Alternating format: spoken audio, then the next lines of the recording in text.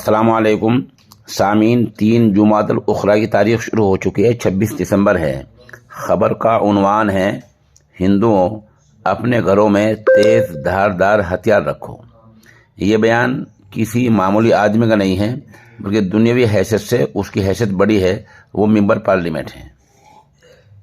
Bharatiya Janata party की leader और member parliament Pragya Singh Thakur ने हिंदू कारकुनों को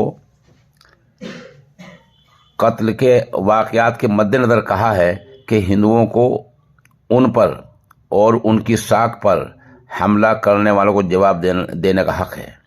मध्य प्रदेश की राजधानी भोपाल से मेंबर पार्लियामेंट ने एक मुतनाज़ा बयान देते हुए कहा, अपने घरों में चाकुओं को धार रखने को कहा, तेज़ धारदार हथियार रखो, क्योंकि सभी को अपनी हिफाजत करने का हक है।